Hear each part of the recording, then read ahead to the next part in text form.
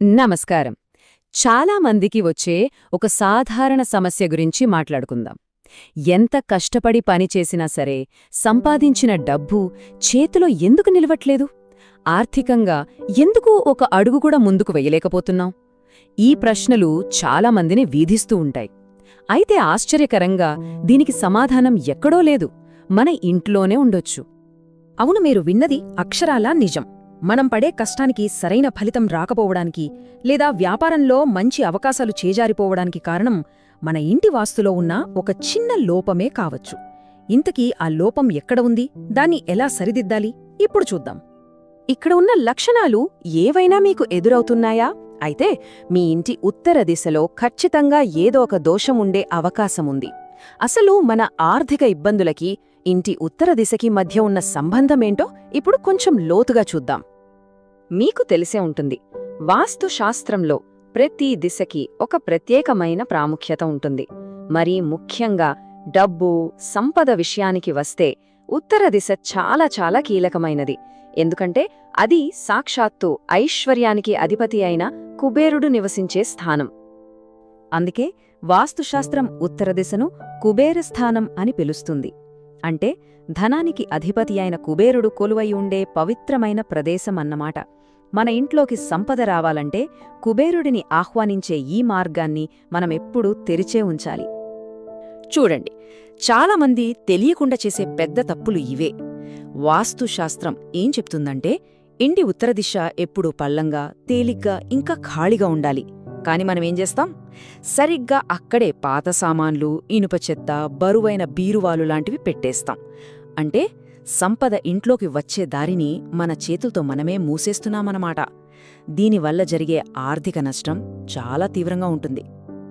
ఈ పోలిక ఎంత అద్భుతంగా ఉందో కదా! వాస్తుపురుష మండలంలో ఉత్తరం ఆయన గుండెను సూచిస్తుంది. మనిషి గుండె ఎంత తేలికగా, హాయిగా ఉంటే ఆరోగ్యం అంత బాగుంటుంది కదా! అలాగే ఇంటి ఉత్తర దిశ ఎంత ఖాళీగా, తేలికగా ఉంటే అంత ధనప్రవాహం ఉంటుందన్నమాట. ఉత్తర దిశ కేవలం కుబేరుడి స్థానం మాత్రమే కాదు, ఇక్కడ మరో 3 అత్యంత కీలకమైన దైవిక శక్తులు కూడా పనిచేస్తాయి. అవే మన జీవితంలోకి సంపదను, సరికొత్త అవకాశాలను తీసుకొస్తాయి. ఇంతకీ ఆ శక్తులు ఏంటో ఇప్పుడు చూసేద్దాం. అవును, కేవలం 3 శక్తులు.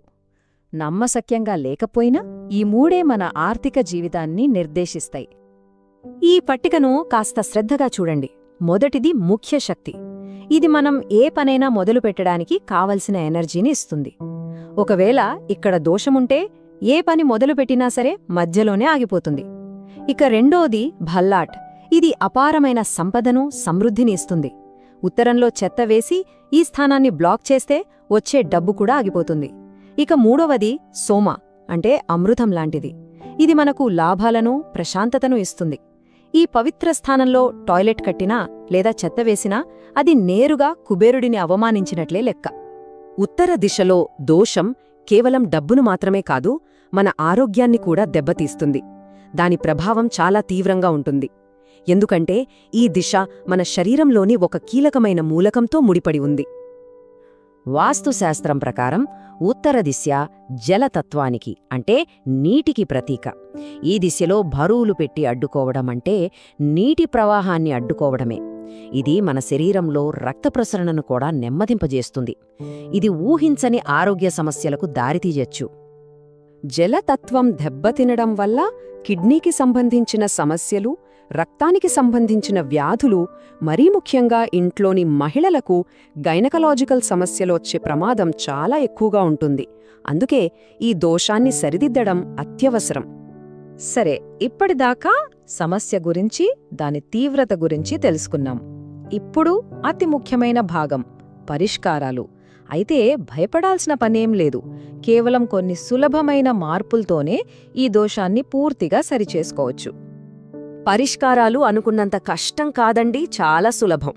మొదటి పని, ఉత్తర దిశను వెంటనే శుభ్రం చేయాలి. అక్కడ ఏమైనా చెత్త, పాత ఇనుప సామాన్లుంటే తీసేయండి. ఆ ప్రదేశాన్ని ఎంత ఖాళీగా ఉంచగలిగితే అంత మంచిది. ఇక రెండవది, ఉత్తరం వైపు ఉన్న గోడలకి లేత నీలం రంగు వేయండి. ఇది జలతత్వాన్ని బ్యాలెన్స్ చేస్తుంది.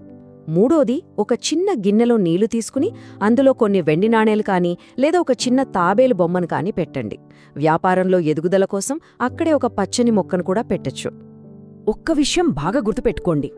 లక్ష్మీదేవి రావాలంటే దారి ఉండాలి కదా. సంపదకు మార్గమైన ఉత్తర దిశను మనమే బరువులతో మూసేసి డబ్బు రావడం లేదని బాధపడితే లాభం లేదు. ముందు ఆ ద్వారం తెరవండి. అప్పుడు సంపద దానంతట అదే మీ ఇంట్లోకి ప్రవహిస్తుంది. ఈరోజు మనం ఉత్తర దిశ ప్రాముఖ్యతను క్షుణ్ణంగా తెలుసుకున్నాం. తర్వాతి విశ్లేషణలో తూర్పు దిశలో ఉండే దోషాలు, ప్రభుత్వ సంబంధిత సమస్యలకు, సమాజంలో మన గౌరవ మర్యాదలకు ఎలా భంగం కలిగిస్తాయో చర్చిద్దాం. మళ్ళీ కలుద్దాం. నమస్కారం.